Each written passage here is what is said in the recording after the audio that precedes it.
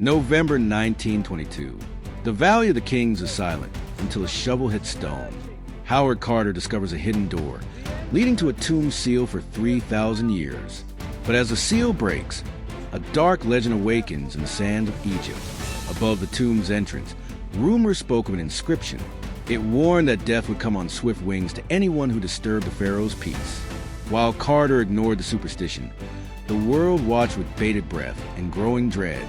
George Herbert, the 5th Earl of Carnarvon, was a financier of the dig. 5 months after the tomb opened, he suffered a mosquito bite that became infected.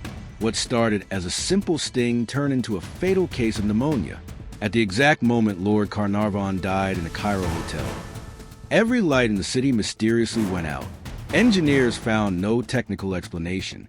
Back in England, Carnarvon's dog reportedly howled and dropped dead at the same instant. Before the tomb was even opened, Carter's pet canary was swallowed by a cobra. In Egyptian mythology, the cobra is a symbol of the pharaoh's protection. To the local workers, this was the first terrifying sign of the curse. Shortly after visiting the tomb, the Egyptian Prince Ali Kamafami Bey was shot dead by his wife in a London hotel. The sudden violence shocked the public, adding another high-profile name to the growing list of the cursed. The radiologist who x-rayed the mummy, Sir Archibald Douglas Reed, fell ill almost immediately. He died just days later from a mysterious illness that baffled his doctors, further fueling the fire of the mummy's revenge. Sir Lee Stack, the Governor-General of Sudan, was assassinated while driving through Cairo. He had been a prominent supporter of the excavation. The pattern of death was becoming impossible for the media to ignore. Arthur Mace, a member of Carter's core team, complained of exhaustion shortly after the burial chamber was opened. He fell into a coma and died in the same hotel as Lord Carnarvon, leaving the team in shock. Aubrey Herbert, Carnarvon's half-brother, died of blood poisoning following a routine dental operation. Like the others, his death was sudden, unexpected, and linked by the public to the desecration of the boy king's grave. Howard Carter's personal secretary, Richard Bethel, was found dead in his bed, apparently smothered. He was the first person to enter the tomb behind Carter. His death suggested that even the inner circle wasn't safe. Upon hearing of his son Richard's death, Lord Westbury committed suicide by jumping from a building. He left a note blaming the curse.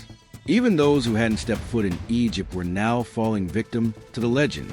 During Lord Westbury's funeral procession, the hearse carrying his body struck and killed a young boy. The tragedy seemed to confirm that the curse was a self-perpetuating cycle of misery and death that wouldn't stop. An eminent archaeologist who visited the tomb, Hugh Evelyn White, became overwhelmed by dread. He hanged himself, leaving a note written in his own blood that read, "I have succumbed to a curse which forces me to disappear." Dr. Aaron Emmer, a friend of Carnarvon, died when his house caught fire.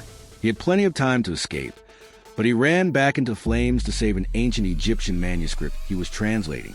Sir Bruce Ingram was given a paperweight made from a mummified hand wearing a psychic scarab. Shortly after receiving it, his house burned down, and when he rebuilt it, it was destroyed by a massive flood. In the 1960s, the curse returned. Muhammad Zakaria, the director of Egyptian antiquities, died of a cerebral hemorrhage immediately after signing the papers to send the Tutankhamun treasures on a world tour. Zakaria's successor, Gamal Merez, laughed at the idea of the curse, claiming he had spent his life among mummies. He died the very night the treasures were packed for the London exhibition of a sudden heart failure. The flight crew carrying the treasures to London in 1972 faced a series of heart attacks and strokes over the following years. One pilot's heart stopped during the flight, barely managed by the co-pilot. Flight Lieutenant Rick Laurie died of a heart attack exactly 4 years to the day after the flight. Another crew member suffered a stroke, and a third broke his leg during the loading process.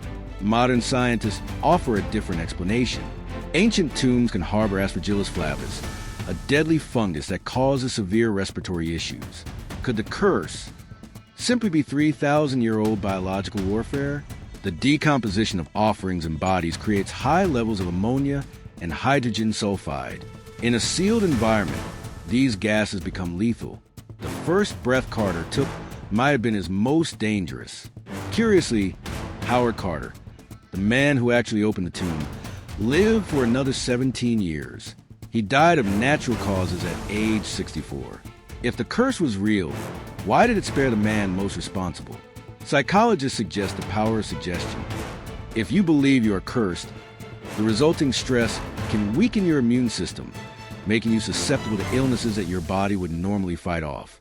In the 1920s, newspapers were in a circulation war. They used the mummy's curse to sell millions of copies. Every death associated with the dig was front-page news, regardless of the actual cause. A study of 58 people present at the tomb's opening showed no significant difference in their average lifespan. However, the 22 specific deaths we've covered remain an eerie coincidence that science can't fully silence.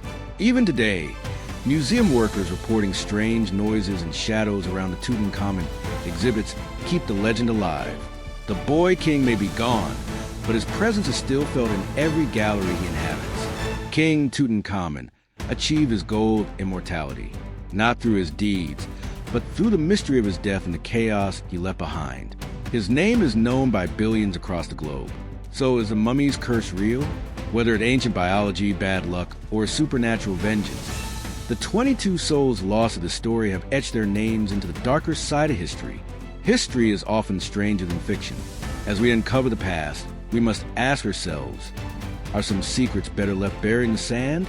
Thank you for watching this journey into the unknown.